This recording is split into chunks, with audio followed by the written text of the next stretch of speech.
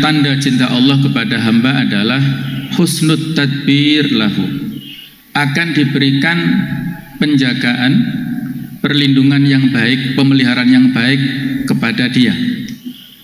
Dijaga, dilindungi dengan baik oleh Allah Ta'ala sejak masa dia lahir sampai dia dewasa, sampai wafat ya. Dia dikondisikan lingkungannya untuk selalu berada dalam kebaikan ya, dalam sebuah lingkungan yang kondusif. Orang tuanya adalah orang yang soleh solihah, rajin beribadah. Kalau dia misalnya waktu sekolah disekolahkan pada sekolah yang islami yang kondusif, ketika dia nanti saatnya bekerja pun juga bekerja di lingkungan kantor yang kondusif, ketika dia berumah tangga dipertemukan dengan pasangan yang soleh atau solihah, anak-anaknya soleh solihah, dan lingkungan tempat tinggalnya adalah lingkungan yang kondusif. Itulah penjagaan dari Allah Ta'ala.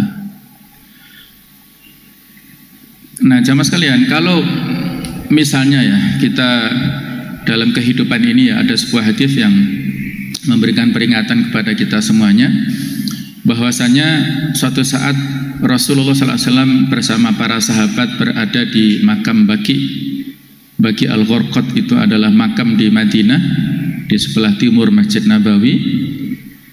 Nah pada saat beliau berada di makam Baqi bersama para sahabat, ketika selesai menguburkan jenazah, beliau membawa tongkat dan mencocok-cocokkan ke tanah dan mengatakan kepada para sahabat, ma min nafsin manfusah ila waqad kutiba maq'atuhu fil jannati aw finnar aw kama qala. Tidaklah ada satu jiwa pun dari manusia ini kecuali sudah ditetapkan masa depannya nanti, apakah di surga ataukah di neraka. Masing-masing si fulan ahlul jannah sudah tertulis, si fulan ahlun nar sudah tertulis. Setiap kita sudah ada tulisannya. Maka ada seorang sahabat yang bertanya, afala nattaqilu ya Rasulullah, kalau seperti itu tidakkah sebaiknya kita berpangku tangan saja, nggak usah beramal, toh percuma ya.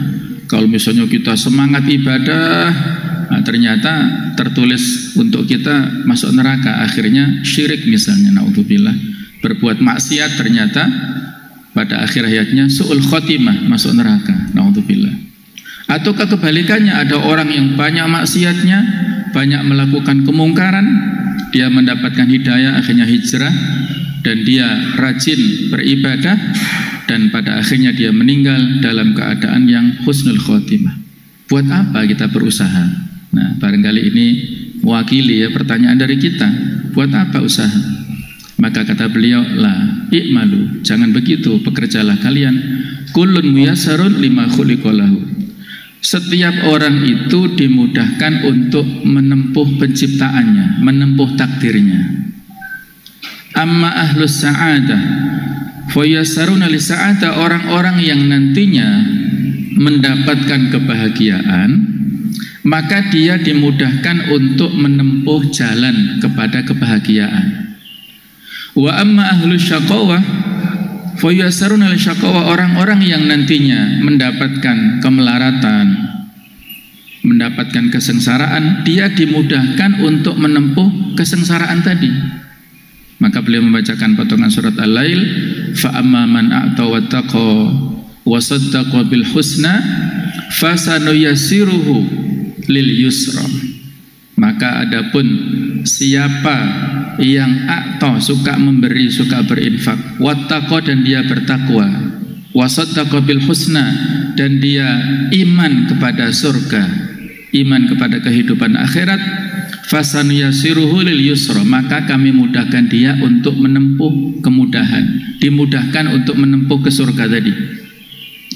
Wa amma man bakhila wastaghna wa kadzdzaba bil husna fasanuyassiruhu lil usra. Siapa yang bakhil, merasa tidak butuh kepada orang lain, merasa kaya, merasa mampu, tidak butuh kepada orang lain, dan dia mendustakan, tidak percaya dengan adanya surga, dengan akhirat, maka kami mudahkan dia untuk menempuh kesulitan. Nah, jadi jamaah sekalian, kembali kepada diri kita masing-masing ya. yang bisa mengevaluasi apakah selama ini Allah memudahkan jalan kita untuk menempuh surga atau menempuh neraka. Kita yang paling tahu. Kalau misalnya selama ini kita senang dengan majelis taklim, senang dengan syiar islami, senang dengan masjid, senang dengan sedekah, senang dengan ibadah, senang dengan amal-amal kebaikan, maka mudah-mudahan itu adalah indikasi tanda Allah menyampaikan kita, memudahkan kita untuk menempuh ke surga.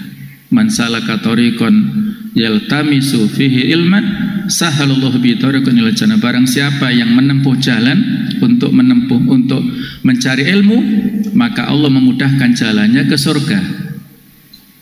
Tapi kalau kebalikannya, selama ini kalau ada orang, ya mudah-mudahan bukan kita, tapi ada orang yang suka dengan kemaksiatan, suka dengan dosa-dosa, dengan kemungkaran dia dukung, dengan hal-hal yang berbau maksiat itu dia semangat sekali bahkan menjadi promotornya, ya, penyelenggaranya.